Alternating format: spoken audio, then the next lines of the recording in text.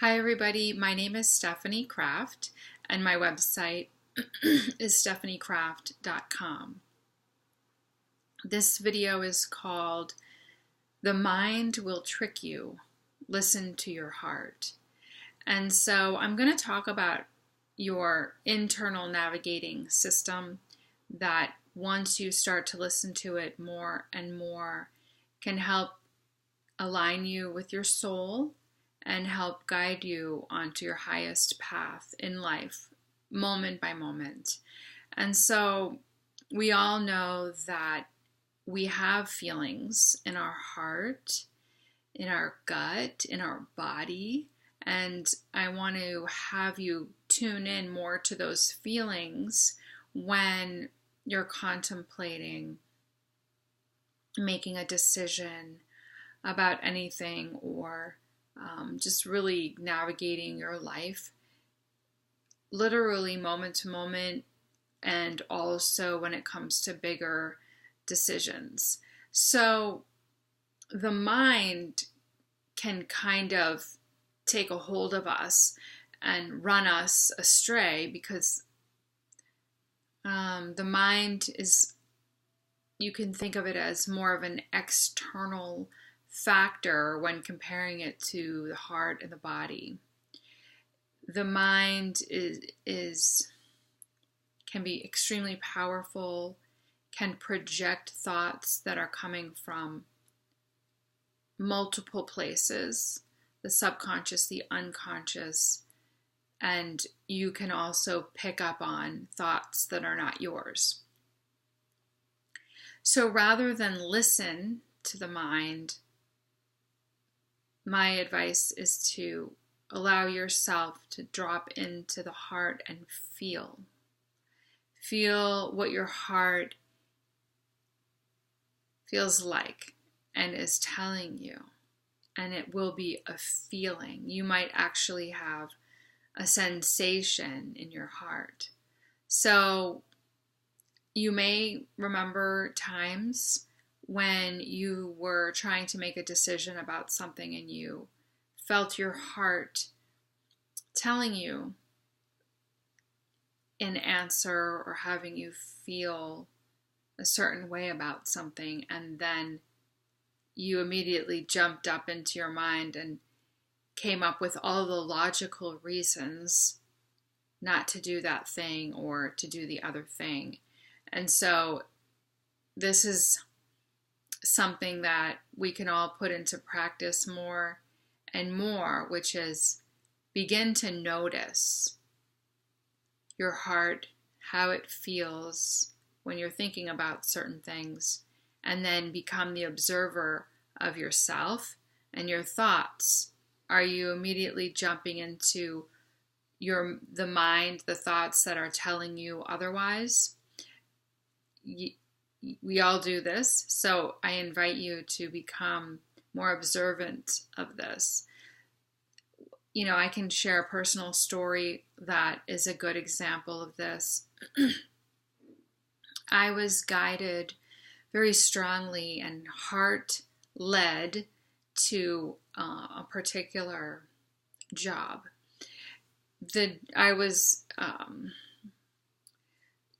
I already had a job, but I wanted to change and do this other thing that my heart was calling me toward. And it was less money, and there were some other circumstantial issues with it that on the outside logically might not have looked as good. And a family member gave input and advice about which one I should do, stay where I was or take this new position that I had been offered. And the person who gave the advice was coming from a place of fear, concern, and the mind. And the mind, because it was outside of me anyway, so it's an external factor. Everything in my heart was telling me that it was going to be fine, and I was going to supplement it with another part-time job. The job that I was looking at was part-time, and I was going to supplement it with another one. And I knew it was going to be wonderful for my career, actually, and for my well-being, and even financially, it would have been fine because that was my feeling. So I resigned. I attempted to resign from my position, and instead of letting me go, my boss offered to give me a director position and promote me and give me more money and wanted me to stay. So that made it even harder to make the decision to leave and go to this part-time job with, no health insurance and other things. But I still knew at like the level of my soul, my heart, that it was a good career move. And yet, even though I knew in my heart the right decision, I was still learning this practice. I tell this story because this was very early on in my awakening and my awareness. Actually, it was like right before my awakening. And I think it's an excellent example of what happens when we don't follow our heart. So anyway, I accepted the promotion at my current position, became this director, and that's status, that's money, whatever. I didn't care, but my mind overrode my heart and my body, telling me otherwise, and I decided to stay. Nothing about it made me feel happy or good, and it felt like the right thing to do. But feel into this, because as I'm telling you the story, that this is all at the level of the mind. The decision to take that position was, we could say, fear-based. I didn't have much fear, but you can apply this to other situations in your life. And it was logical, and it was mind-based. So it had nothing to do with my feeling, my heart, my body, and my soul, where I was guided. So I ended up staying there, getting that promotion, and getting very, very, very, very sick. To the point where I couldn't really get out of bed anymore. I mean, I was forcing myself to get up, but I was late every day. And anyway, I developed a pretty severe illness then. And I just love this story. And I love that I am a living example of life showing you. So life is always working for you. So what is presented, or what's in the flow of your life that shows up, that opens your heart, where your heart says yes, and practice feeling it. I mean, I am literally talking about your physical heart. Your physical heart is highly intelligent. The HeartMath Institute did a study where they had people looking at a computer screen, and they were hooked up to measuring devices like EKGs and things that were measuring their rhythms and responses. And so the computer screen was showing them images, and some of the images were very disturbing, and some of the images were very loving. And so the people didn't know what was coming and would stare at the blank screen before the image would appear. The heart was registering the image before it actually appeared. And it was, whether it was a loving, beautiful scene, or a disturbing, scary scene, or uncomfortable or violent or whatever. So the heart intelligence actually knows before you do. It's incredible. So, and our heart has an enormous electromagnetic field. It can actually feel what is happening beyond the scope of our body. In fact, and then we can get into how it's linked to consciousness. I had a massive response prior to the Japan earthquake in 2011. Obviously, I didn't know what was happening to me, but I experienced the buildup of the earthquake within me, and I had a bit of an emotional overload and a bit of a breakdown because I was feeling everybody's pain, and I knew it wasn't mine. And I even went to a friend and, had to sort of get a hug and say, listen, I'm feeling overwhelming pain from a huge number of people right now. And I know that it's not mine, but I'm having a really hard time holding this. And I needed some releasing. So I cried and told her, and she gave me a hug. I mean, really, that's how you can help another person who's going through something that's like so simple, to be there for another person in that way. Just listen and hold that space. So I really didn't know what was going on. But then when I woke up in the morning, and the next morning, very early, like 5 o'clock in the morning, my time. I was actually in Brazil at the time, but which is similar to East Coast USA. But when I woke up in the morning, I had this tremendous release and relief, like whatever I was holding has released and is gone, and I'm free. And then a little after I got up and took a shower and went outside, I was passing by money exchange place. Actually, I had to go in there and change my money, and they had a TV on, and the TV showed the earthquake in Japan, and I knew, that my body had been holding that and processing that. Somehow I knew that and had been through the energetic event of it. Anyway, I'm talking about body intelligence. I'm talking about consciousness. I'm talking about heart intelligence. And, they're all connected. What's not there, what's not connected at the level of the soul and the intelligence is the mind. And that sounds a little bit odd because, of course, we use our mind for our intelligence. And yes, we need our mind to navigate this world and do pretty much everything. Without our mind, what do we have, to live and be a member of this world? So, but I hope that you can understand through my explanation that we want to take a step back from what the mind is telling us. I mean, I could have even made up stories about what was going on, and I would have been completely wrong in that situation. I didn't know, but I felt it in my heart. I felt it in my body, and I was holding somehow pain for a collective, a group, of suffering people. And as healers, a lot of us transmute huge amounts of collective pain, and I'm one of those people. But I don't want to get off on a tangent.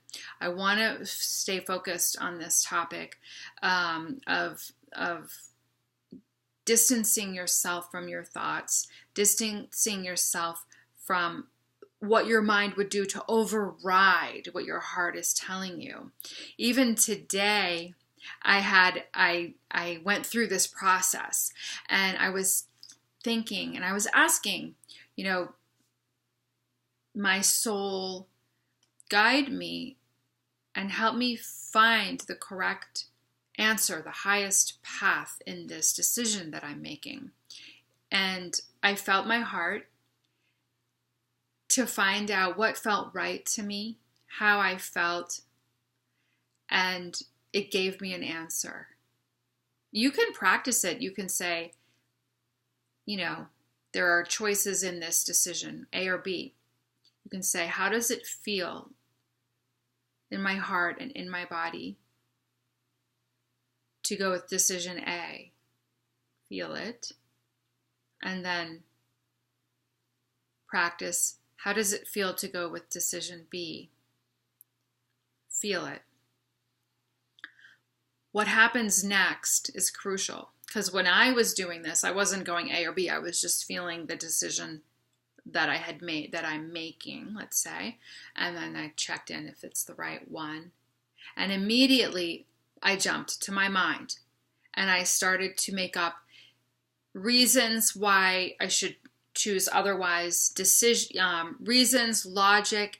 I got very creative with my mind about why, if I did something different, it would be better or make sense. Now, all of the things that were going on in my mind were different from what my heart was telling me. And it's like we practice. I think we practice. Okay, my heart's telling me this thing to do, but let me just think about all the other options and analyze it.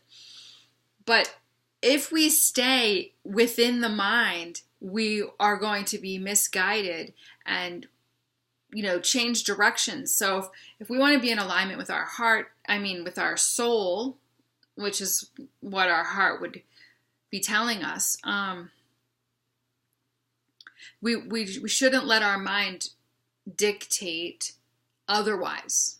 So yes, we're very intelligent beings. We can come up with 20 reasons to not follow the heart, but this is where we get misguided and misled.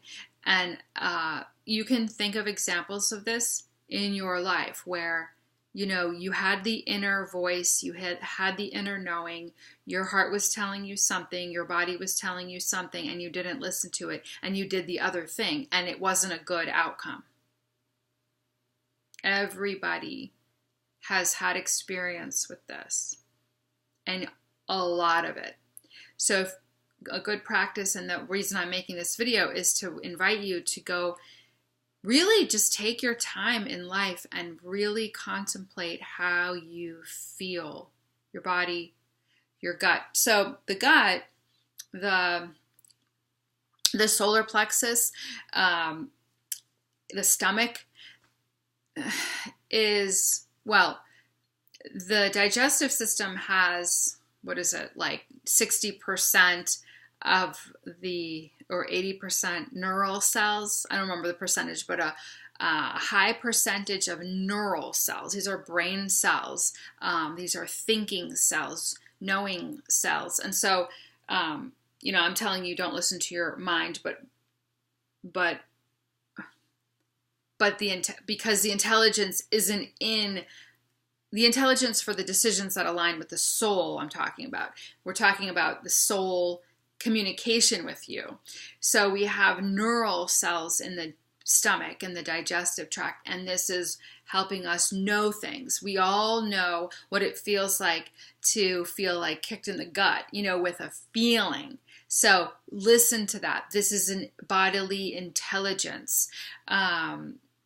It's not the mind, right? So your gut feeling is not the mind. It's an intelligence within the body that is as important as the heart. And these feelings that we're having are coming from your soul. This is how you align with your soul. You feel your body, you feel your gut, you feel your heart, and you can become the observer of your mind and what it's saying, what it's thinking. But I want you to create some distance between that, and you can look at it and say, oh, look what my mind is doing. My mind is playing devil's advocate. My mind is analyzing all of the ins and outs of the situation just to be sure, to keep me safe. But what will really keep me safe is this instinctual feeling that I have in my body and in my heart. And so your mind will trick you. It will play tricks on you. It will try to take you down another road. And, the more you practice this, not listening and going the wrong way, the more you're able to see this pattern and then practice coming in, feeling, and getting in alignment with your soul. This is your soul speaking to you through your heart, through your body. And just remember, your mind will attempt to trick you. So you become the master of that. You override the trickster and come back to the body, come back to the intelligence of the heart. This is one of our greatest gifts of being in the human body, this intelligence, this knowing. So I think I said everything. There's so much to say on this topic, and who knows, I might bring it up again. But for today, that's it. Blessings. I love you.